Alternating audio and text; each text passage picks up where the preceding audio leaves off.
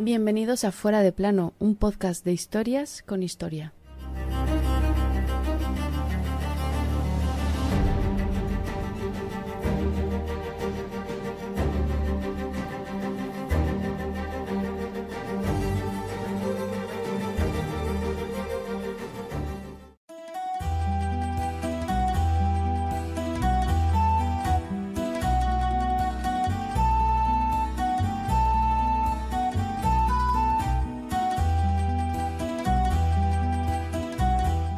Era la 1:30 de la madrugada.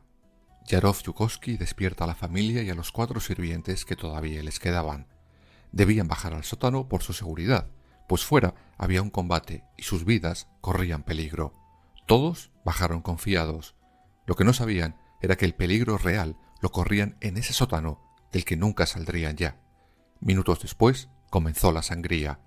Aquel 17 de julio de 1918, los últimos Romanov, los últimos zares de Rusia, morían ejecutados.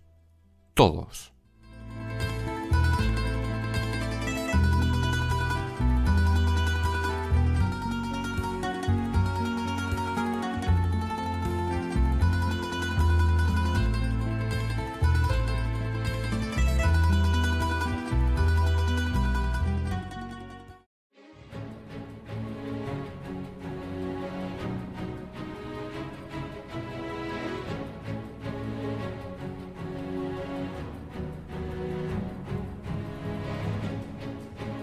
La revolución a Rusia llega en febrero de 1917, algo más de un año antes de nuestra historia de hoy. Con esto llega el primer final de los zares en Rusia. En ese momento, la corona de zar la lleva el conocido Nicolás II. Este había ascendido al trono después de la muerte de su padre, y como hemos visto en muchas otras historias, lo hace sin ganas, y lo que es peor, sin talento. No consigue ningún triunfo. Meterá a su país en la Primera Guerra Mundial diezmando las arcas del país. Era tan indeciso, tan veleta, que decían que en Rusia gobernaba 2 personas, el zar y la última persona que hubiera hablado con él. Siempre dejaba para el último segundo la toma de decisiones, pensando que las cosas, se solucionarían por accidente. Y así, como entenderéis, era complicado gobernar absolutamente nada, ni siquiera tu escalera de vecinos.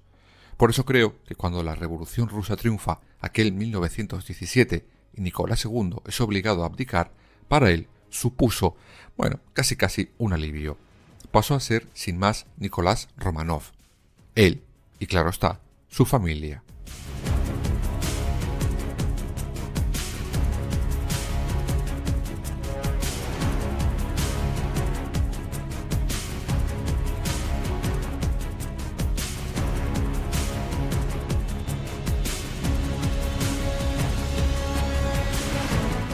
Ya hemos hablado en otra ocasión de esta familia, sobre todo de la mujer y del ansiado heredero varón, pues será ella quien meta en aquella corte rusa al mítico Rasputín.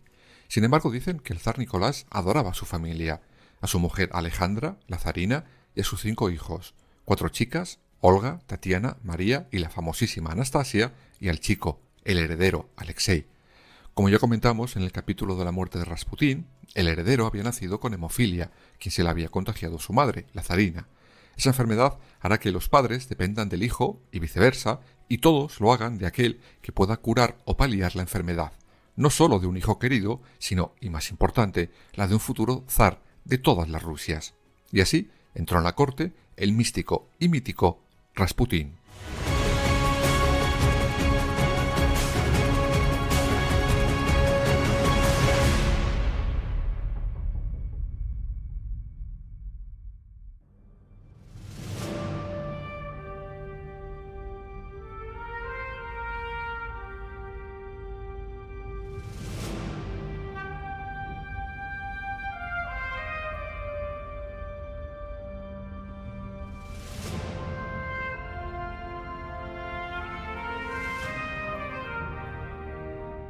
Dos años antes de aquel 1917, el zar, en plena Gran Guerra, decide acudir al frente con sus tropas. Por su parte, la zarina Alejandra queda al mando de la política y junto a ella, Rasputín. Este nombra a varios ministros absurdos, incompetentes. Las derrotas del zar en el campo de batalla y las actitudes de Rasputín llevan al pueblo a detestar tanto a unos como a otros. El germen de la revolución estaba ya sembrado y da sus frutos aquel febrero de 1917.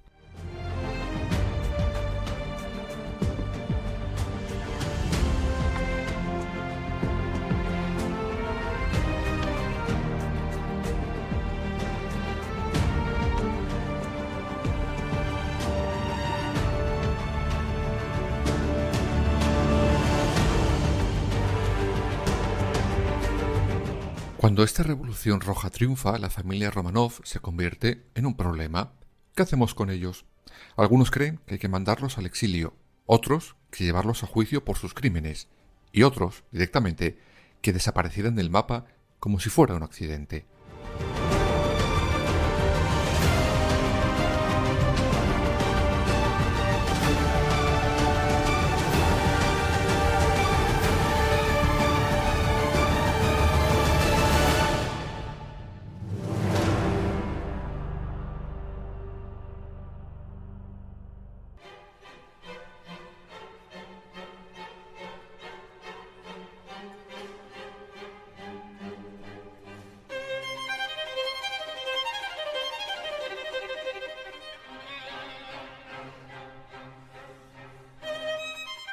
En un principio, los Romanov quedan encerrados en un palacio, el de Alexander, a unos 30 kilómetros de San Petersburgo. Poco después, y por verdaderas razones de seguridad, son trasladados a Tobolsk, cerca de los Urales. Allí, la familia vive, más o menos bien. Disfrutan, a pesar de ese cautiverio forzoso.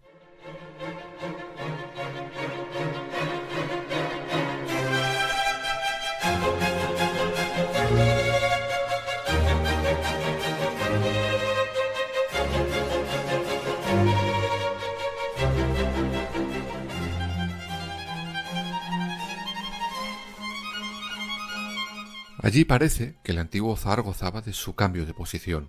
Estaba encantado con haber dejado de ser el zar Nicolás II y haber pasado a ser simplemente Nicolás Romanov. En aquel nuevo escenario disfrutaba de paseos al aire libre, de la vida más rural. Para su vida allí tienen a cerca de 40 personas a su servicio, así que no os imaginéis tampoco a la última familia de zares fregando o lavándose las tazas del desayuno. No, vivían muy acomodados. El antiguo zar pasaba los días cortando leña, trabajando en el jardín, paseando en lancha y jugando con sus hijos, soñando con un final feliz. Aún podían hacerlo.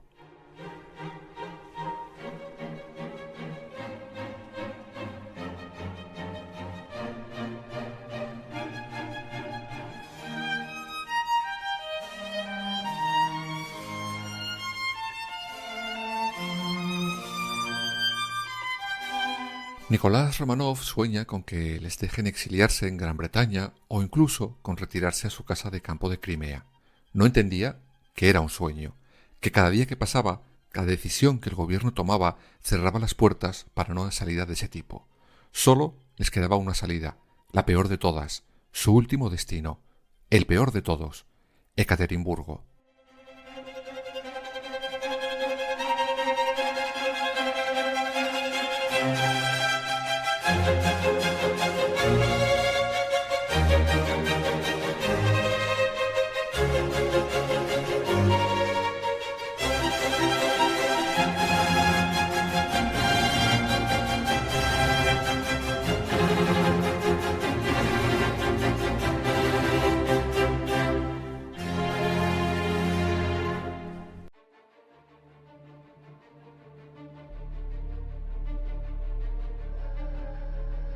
Ekaterimburgo era la ciudad más radicalizada de toda Rusia, comunista extrema. La familia Romanov es recluida en la casa Ipatiev, llamada así por su último propietario. Se construye una cerca enorme de madera que les separa del mundo exterior. A cargo de la casa ponen a un tal Avdev, un hombre corrupto como todos los hombres que tenía a su cargo. Todos robaban a los Romanov sin disimulo alguno. Era corrupto, pero no cruel con sus prisioneros. Los Romanov, por su parte, disponían de un jardín para dar paseos. Durante los primeros meses llegan a hacerse amigos de alguno de los guardias que les custodiaban. Pero una vez más, todo podía empeorar, y empeoró.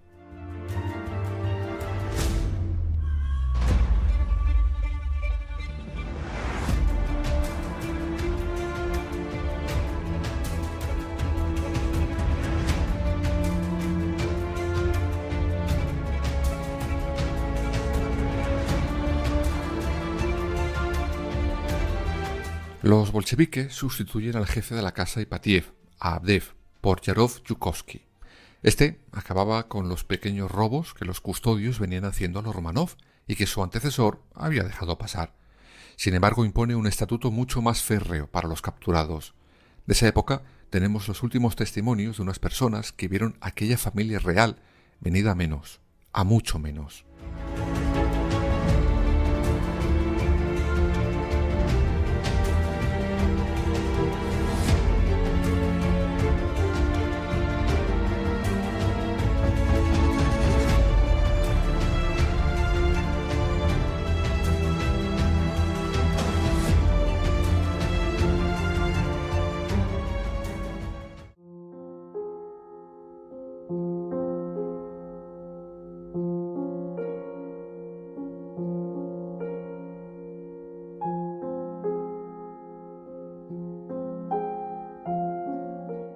Unas limpiadoras locales son contratadas para limpiar aquella casa Ipatiev.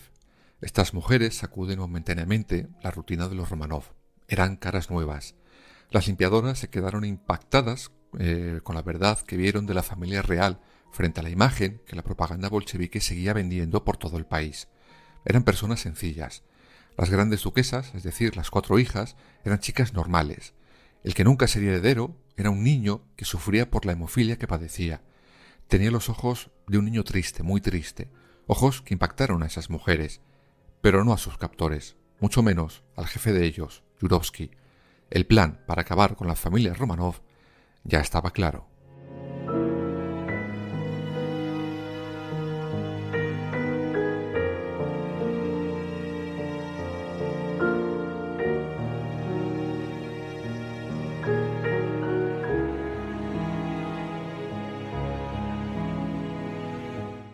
El 29 de junio de aquel 1918, una reunión del Soviet local de los Urales decide que los Romanov deben morir. Se decide que serán ellos, junto al jefe de la casa Ipatiev, los encargados de planificar tanto el día como dónde se procedería a esa ejecución. Cuando todo estuviera atado y bien atado, se comunicaría la orden a Moscú, a Lenin. Deciden también mantenerlo todo en el más absoluto de los secretos, pues las consecuencias políticas podían ser enormes. No en vano, varios países estaban preguntando a Lenin cómo estaba la familia Romanov. Ingleses, franceses, alemanes, todos se interesaban por el destino de la última familia de zares. Un destino que estaba sellado y firmado.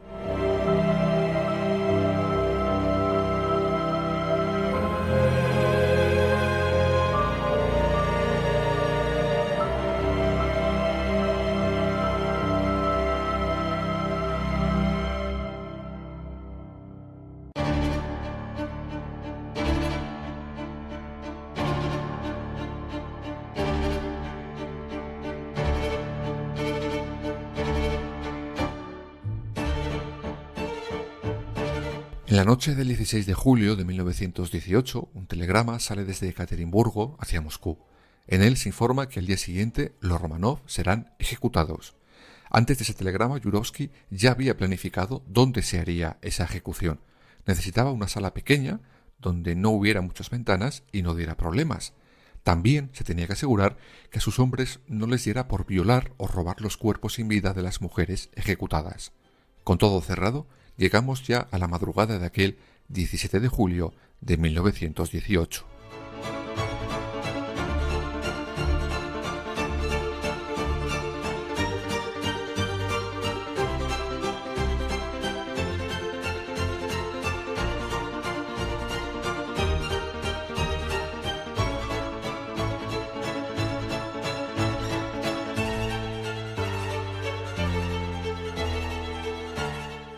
Cuando a la 1:30 de la madrugada Yurovsky despierta a los Romanov, estos obedecen sin rechistar.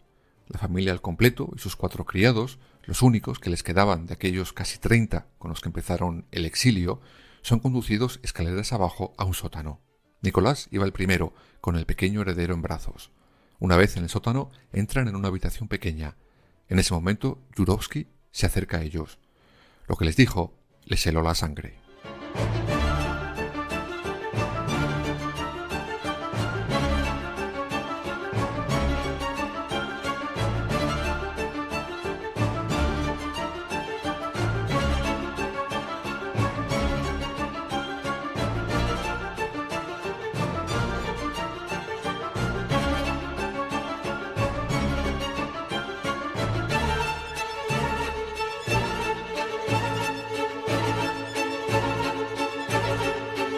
La Dirección General del Soviet Regional, satisfaciendo la voluntad de la revolución, ha decretado que el antiguo zar Nicolás Románov, culpable de incontables crímenes sangrientos contra el pueblo, debe ser fusilado. Acto seguido, llovieron los disparos.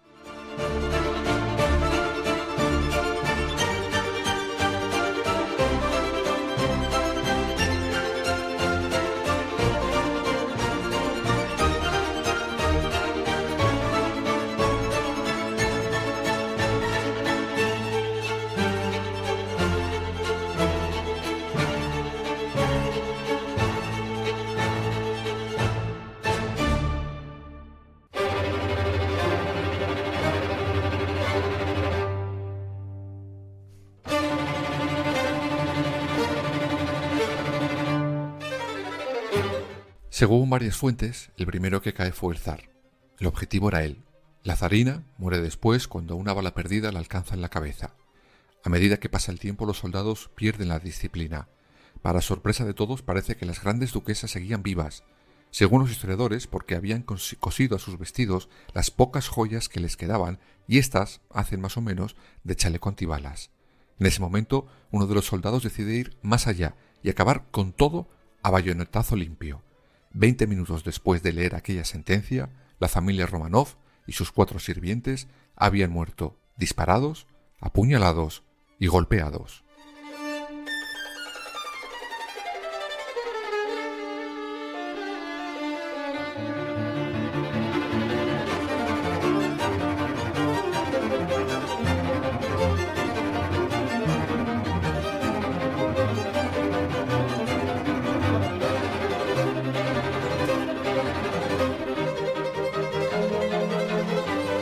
Y en ese momento comienza el baile con los cuerpos de los últimos Románov.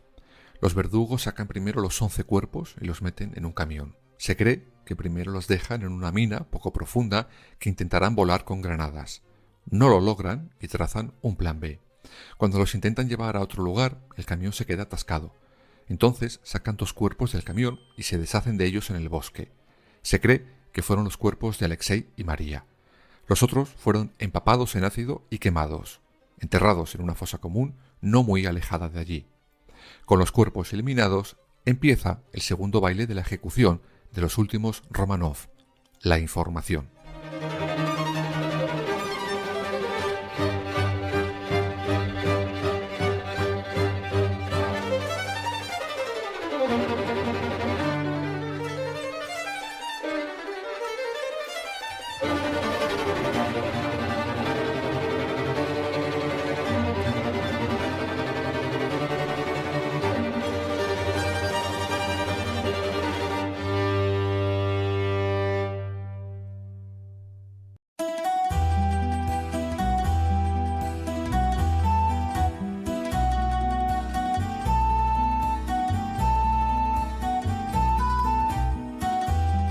Tras el asesinato se hace pública la muerte del zar, pero se asegura que tanto la zarina como el heredero están vivos y a salvo. Las muertes no se confirman hasta 1926, 8 años después de la ejecución. Más adelante Stalin prohíbe hablar sobre el destino de la familia Románov. En 1977 la casa Ipatiev es derruida. 2 años después, un par de detectives encuentran una necrópolis cerca de Ekaterimburgo, pero se mantiene en secreto justo hasta que cae la Unión Soviética.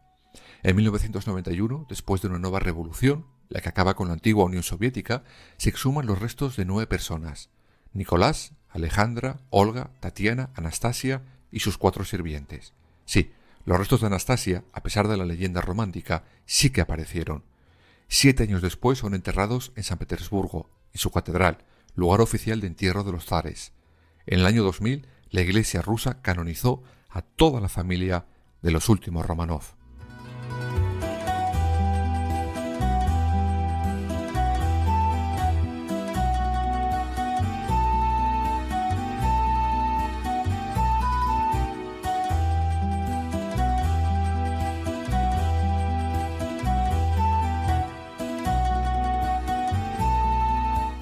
Aquella noche de verano terminaba el que en otros tiempos fue el gran imperio ruso. Lo hizo de la forma más sangrienta posible, como hemos visto. De ahí nacieron multitud de leyendas, agrandadas por la falta de transparencia sobre lo ocurrido, como el caso de Anastasia, que ha dado para multitud de libros y películas. Pero no, de esa sala, de aquel sótano, aquel 17 de julio de 1908, no salió nadie vivo. Bueno, sí, los asesinos.